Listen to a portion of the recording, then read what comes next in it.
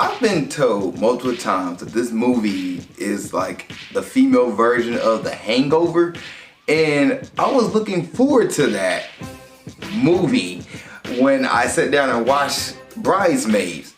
However, it is not that version of The Hangover, but it's a better, more concise movie than The Hangover, and I did have a good time watching it. On this episode, when we break down, we're going to talk about Bridesmaids from 2011.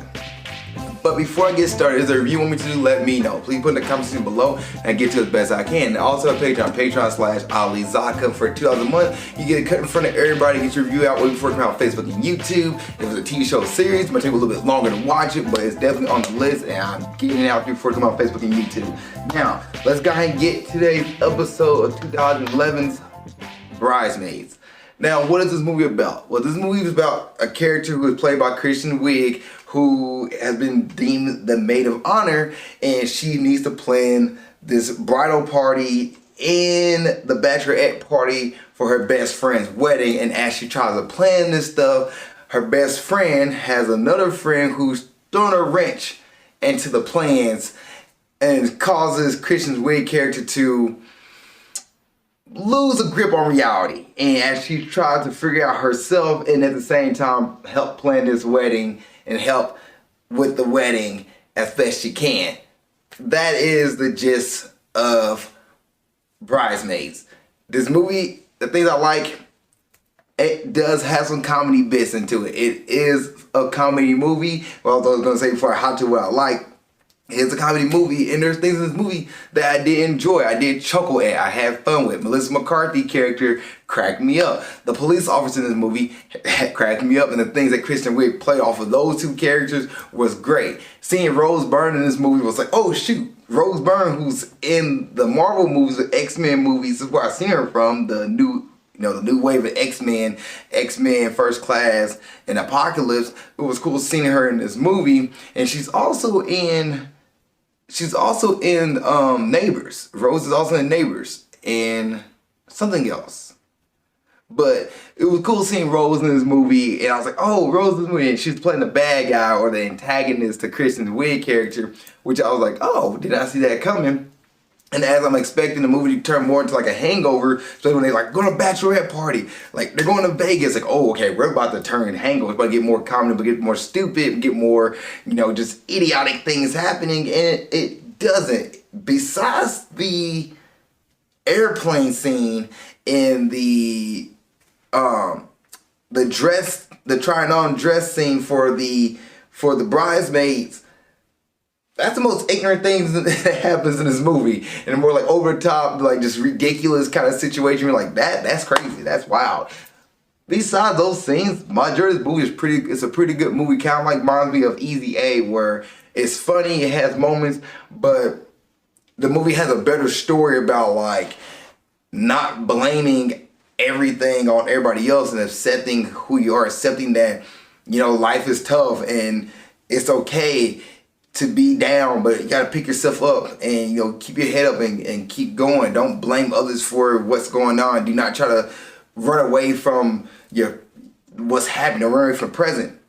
Kristen Wiig's character was kind of upset because her best friend that she'd been friends with her whole life has a new friend who's also close to her, and the new friend's kind of like trying to become the best friend because she doesn't have friends, so like or any female friends, so therefore she's trying to make the best friend her best friend and push Kristen Wiig's character out of the way. And Kristen Wiig is trying to like figure out why this is happening, and she's losing her friend who's getting married. Kristen's also single, but she keeps hooking up with a bad ex who doesn't respect her because she's lonely.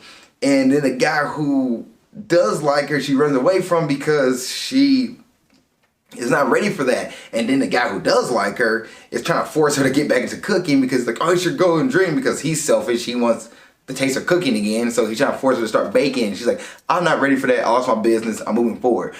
But when I'm getting to all that, it's like, it's a very relatable story of somebody who's down, who's trying to get back on her feet and understand that life is moving from them. But how do you navigate life when life is moving away from you? How do you navigate life when your friends are off getting married and maybe the life is not going the way you go? how do you get back on your feet? And this movie has that important story that like, yeah, she's down and out. You have the protagonist story where you're down and out, you hit rock bottom, but heck, she's gonna get back on her feet. And at the end of the movie, you have a happy-go-lucky wedding that everybody goes to, and like any other slice of life movie where at the end of the day, everybody's kind of having fun and having a good time. The movie ends on a happy note.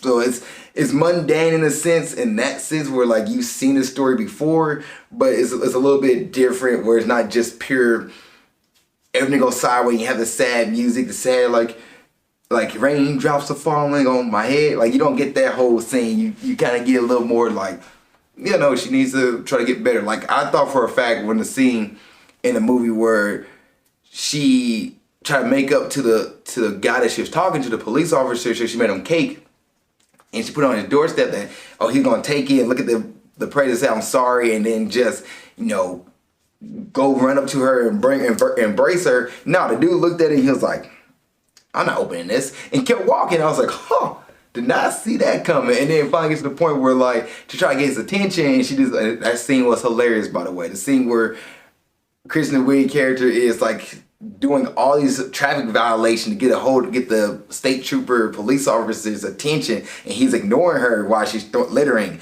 and speeding and driving nude and talking on her cell phone and pretending to drink alcohol while driving, and he's like, she's just trying to get my attention. And then she finally gets his attention by like tapping his car with her car, and he's like, fudge. And then like that whole scene, you know, towards the end of the movie, to me made the movie, I chuckled so hard at it. I was like, that's such a great way to try to get somebody's attention, to who's ignoring you. And it was something that I didn't see in the movie. I thought it was a spectacular scene in this movie. This movie has a bunch of bright spots for being a story that's been done before. It has so many bright spots in this movie where you're like, I had a good time watching this movie. Now there are things in the movie I'm like, that didn't make sense. For example, the girl from The Office in this movie, and she kisses another character, another one of the bridesmaids, and I didn't understand why. Like they're talking about like, you know, the bridesmaid who, this bachelorette party is her way to get away from her family, her way to get out and be loose and cut loose and have a good time. And then you have a girl who never had any other boyfriend, who's part of the group, and this is her one and only husband, one and only boyfriend, never been with anybody else, and she complains about her sex life is not that good. And then like they drink and then they be making out on the airplane. I was like, they made out and then they just like disappeared. They don't talk about them anymore in this movie. And I was like, what's going on with that story? I want to know what's going on there. Like, why are they kissing each other? Like, I need to know there's something else going on here besides like the Rose Byrne and Kristen Wiig characters, which that's pretty much the main movie. The movie is mainly about Kristen Wiig. So I'm not sure why it's called Bridesmaids.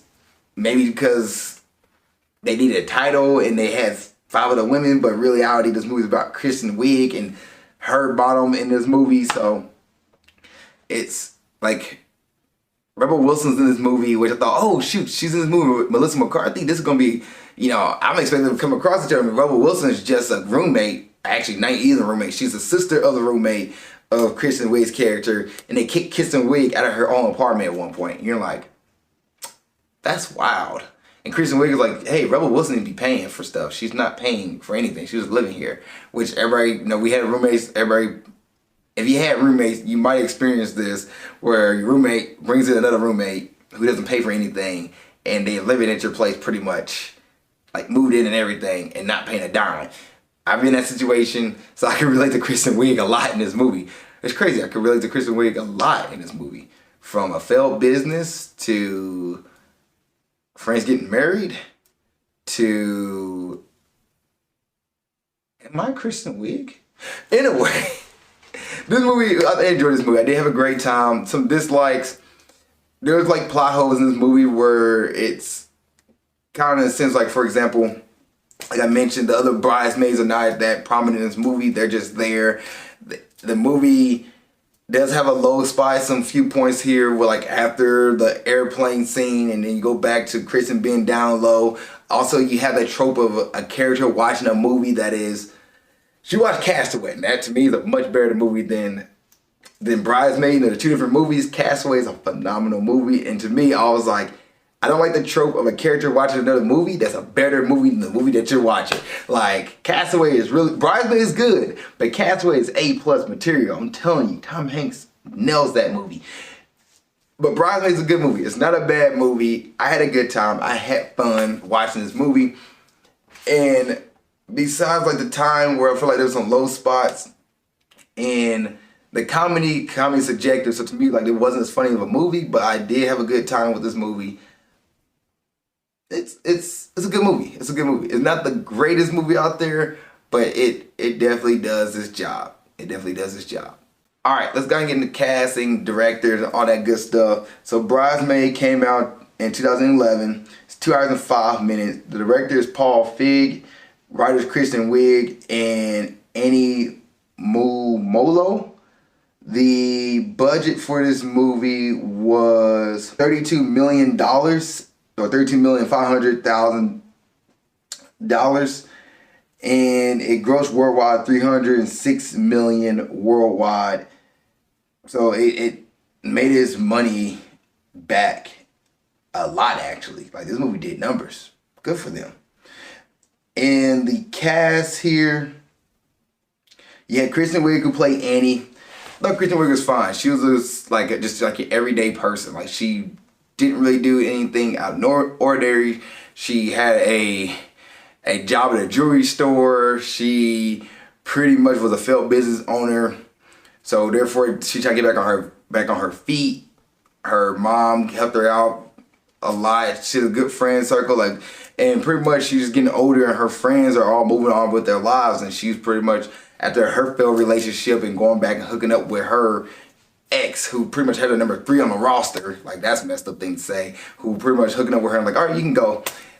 She, because of loneliness, and her best friend is the one thing that, like, she has left, really, and she see her best friend moving on. She's like, okay, well, what I'm supposed to do? And she doesn't want to lose her circle that she has, versus understanding that she needs to invest in herself again and pick herself back up. Like, she does them where she enjoyed baking, her little hobbies and stuff like that, but really she started doing a pity party, like, everything's going away. I can't go to Vegas, I can't do this because I don't have money.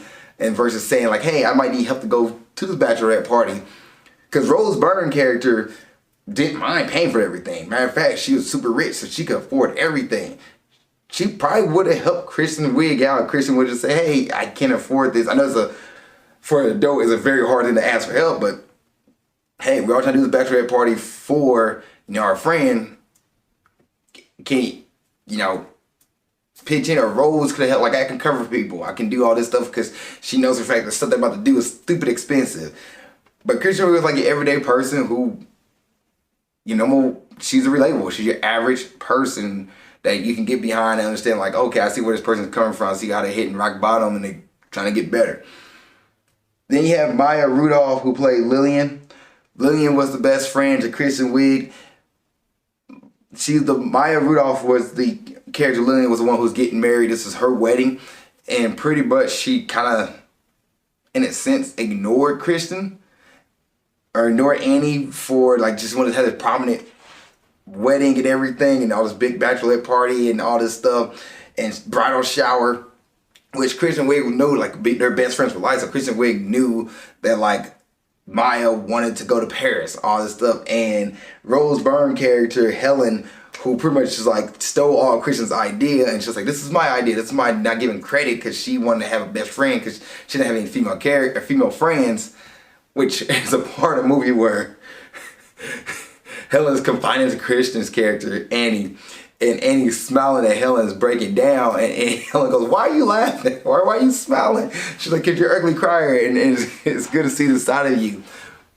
But the reason why is because Lillian runs away. She pretty much just goes to her apartment and just sits in her apartment on the day of her wedding.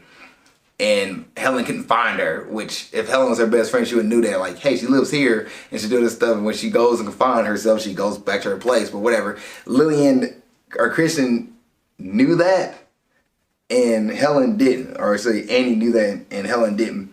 But Helen was a jerk. And I was like, okay, so this is the bad person. We'll see what happens to them. And in reality, it was like, she's not really a bad guy. She was an antagonist to Kristen because she felt like Kristen was going to take her best friend away. And Kristen felt like that Helen's gonna take her best friend away, so they just fight each other for the best friend, which, like, they're just being adults that would just talked about it and say, hey, let's be friends.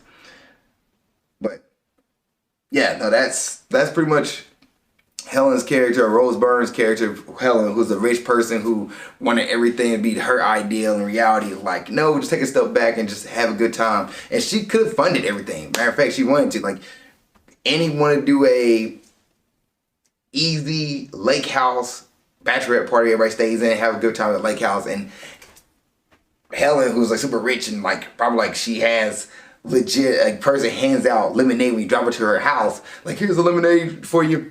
She wanted to do big and extravagant. She wanted to go to Paris, and she ended up taking Lillian to Paris, and Lillian's like, I didn't like it.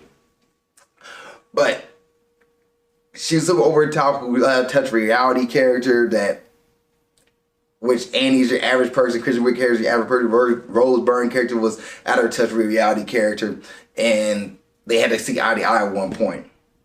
Rebel Wilson, who plays Brienne, she was cool. She was fun. Like, she was there for a moment. She was not really a big part of the show. Matt Lucas played Gil's the roommate. He wasn't really a big part of the show. Wendy McLennan-Covoy, who played Rita, she was the other bridesmaid. Besides her being a part of shenanigans, she was fine. Ellie Kemper, who was from The Office, who played Becca, she was fine as well. Like, she just reminded me of her Office character. That's all she reminded me of, pretty much. And then Jill Clayburgh, who's Annie's mom, literally the IMDb title her is Annie's mom. She was fine. She was kind of like the advice giver, the person to give Annie something to back up and go back to and just kind of reality check them. But that's pretty. Oh yeah, I forgot about the police officer, and that is Rhodes, who's played by Chris O'Dowd. He was fun. Like, I liked his chemistry between him and Kristen Wiig. Like, Rose and Annie, I liked their chemistry, how they played off each other. Rose was a character who he wanted to become a police officer and he followed his dream, but he's not really good with ladies. And he was just like a down-to-earth dude who kept trying to hit on Kristen Wiig's character, and he was doing a bad way to hit on him, but Chris was like, sure, I give him a shot. He's cute. Like, that kind of thing. And they ended up going on a date, having a good time, and besides Kristen Wiig taking advantage, like, not really taking advantage, but like not following through and being honest with herself and being honest with him, he was like, I'm fed up with all this. Which, in reality, their little relationship, besides them going on 2 dates, like hanging out, they bumped into each other, so they just hanged out with each other, and then they ended up hooking up, and then she blows up on him, and then they have a conversation about, hey, what we are kind of thing, which is really quick. And then from there, she says, I'm sorry. He doesn't pretty much return her calls or anything. Well, she also blows him off at one point. Their relationship is not the best relationship in the movie. Like, it's not a clean relationship.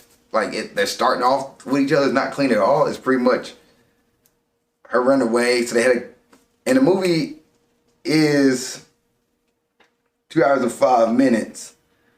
So they had to try to find a way to put the storyline in here and make it seem like, okay, we gotta have the moment where they have the fight and have the breakdown and have them get mad at each other and all this stuff. So they had to have that for this movie's sake, to be like, oh, she is hitting rock bottom. And that's really what he's there for, to be that rock bottom piece for her in her relationship life. And then when she come across John Hamm again and come across him, Ted, who is her ex-boyfriend, when you come across John Hamm, and he pretty much treated her more like dirt and treating her way worse than what, Rose was treating her, she can realize, like, okay, maybe I don't need John Hamm, but maybe I need, Rose. Maybe I need Chris O'Dowd as a character and be with him as a boyfriend, not this guy who doesn't treat me but treat me as a piece of meat. And then Melissa McCarthy, who plays Megan, she's the last piece of the bridal shower, the bridal party. And Melissa McCarthy is just great. She's great. She's phenomenal. Like, she probably had a lot of good jokes. She did have a lot of good jokes for me in this movie. And I adore Melissa McCarthy's character. I think she's legit the best. Her and Rhodes, who played by Chris O'Dowd, are like the best pieces to me in this movie. So yeah, that's the cast, that's the crew. Any other thoughts? The location, I guess when it comes to this movie, I didn't understand what city that was in. I think they was in Chicago, but they also about Milwaukee a lot. And I feel like I missed the pieces here. I'm not sure how close Milwaukee and Chicago are next to each other, but they did talk about those two cities. And I was like, I don't think they're in Milwaukee. I'm pretty sure they're in Chicago. But, like, other than that, the script, the writing, the dialogue, I thought was fine. I thought the dialogue was fine. I thought the writing was fine. The storyline worked for me. It did. I had a good time with this movie. Music-wise, I don't remember much of the music in this movie. I don't remember the actual movie score music either. So, there's nothing to remember to take home about when it comes to the music. But the cast does a great job. I enjoyed the cast. I think Melissa McCarthy, Kristen Wiig character, and Chris O'Dowd's character really makes this movie for me. And then John Hamm, who played Ted, is just a dick. It's just a dick. Pretty much. Alright. Is this a Friday night movie? Yeah, this is a Friday night movie. I think get together with everybody and watch Bridesmaids. I said The Hangover. Watch Bridesmaids. I think you gotta be fine with this movie. I think everybody enjoyed this movie for the most part. And great time. I'm gonna grade Bridesmaids for 2011. I'm gonna give this movie a B. This movie gets an 85% for me. I think it's a solid movie. Not the greatest movie out there, but it does a good job. I enjoyed this movie after hearing so many years about this movie. After people hyping this movie up to me, I did have a good time watching this movie. I had fun. IMDb gives this movie a 6.8 out of 10. That is a D+. And Rotten Tomatoes gives this movie an 89%. That's from the critics. That's a B+. And the audience, the critics, gives the movie a 76. Wow, that is a C. I give the movie an 85%. I give the movie a B. So that's my thoughts on Bridesmaid. If you've seen Bridesmaid for 2011, what did you think? Please put in the comment section below. Other than that, see you guys in the next episode of Movie Breakdowns. And keep being awesome. Thank you so much for making it to the end of this video. I really appreciate that. Please don't forget to like, subscribe, and comment. If there's a review you want me to watch or do, let me know. Please put it in the comment section below this video. Also, you want to watch the last episode of Movie Breakdowns, it's right there. Just gotta click on it and you'll be able to watch it. Thank you guys so much. I appreciate it. Love y'all and keep being awesome.